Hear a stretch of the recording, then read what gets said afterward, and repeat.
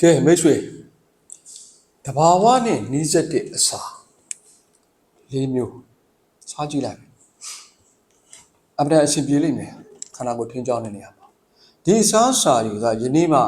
အထူးဆန်းနဲ့ဖြစ်လာတဲ့အစားအစာတွေမဟုတ်ဘူးလွန်ခဲ့တဲ့နှစ်ပေါင်းများစွာကတည်းက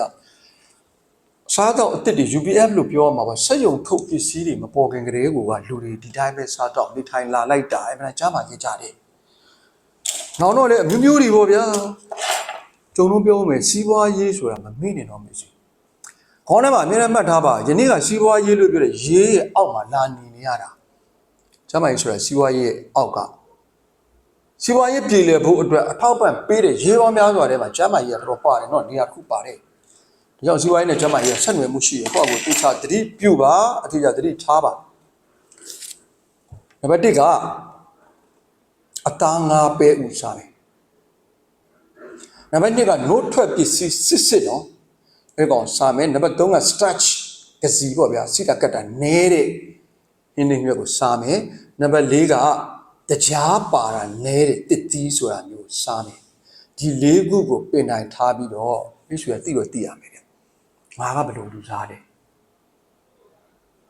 ငါလုပ်တဲ့အလုပ်ကငါဘဝရဲ့အသက်မူဝမ်းချောင်းအလုပ်ကဘာလဲ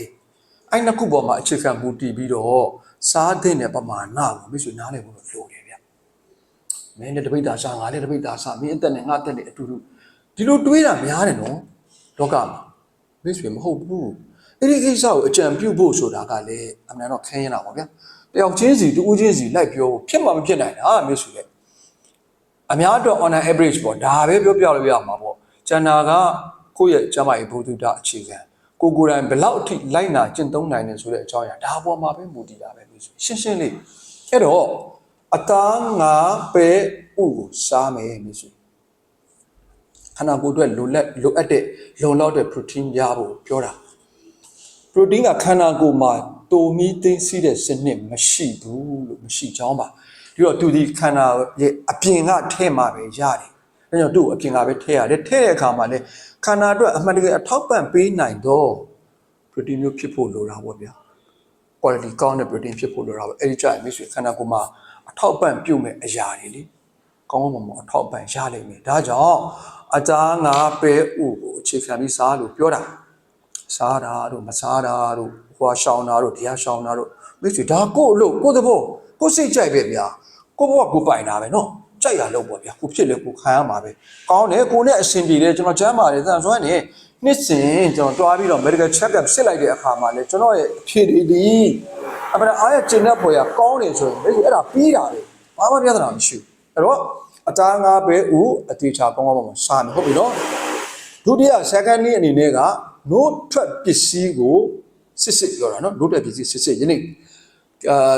margarine လို့ပြောတယ်ဗျာအဲ့ဒါ note ထွက်ပစ္စည်းစစ်မဟုတ်ဘူးဒီနေ့ဆိုတာနော် note ထွက်ပစ္စည်းစစ်နဲ့စက်ယုံထုတ်တဲ့ပစ္စည်းနဲ့နည်းနည်းလေးကွဲအောင်တော့နားလည်ပြီဆိုရင်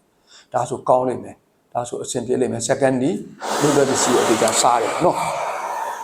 ဒါကနံပါတ်3က starch နဲ့စီးတာကတ်တာနဲတဲ့ဟင်းသီးဟင်းရွက်ကိုစားမှန်တယ်ဗျာဟင်းသီးဟင်းရွက်တွေတော့ပါတယ်သို့တော်လည်းအဲ့ဒီဟင်းသီးဟင်းရွက်ဒီစီးတာကတ်တာပါရင် starch များရင်အဲ့မှာကာဗိုဟိုက်ဒရိတ်အုပ်စုထဲမှာသူလည်း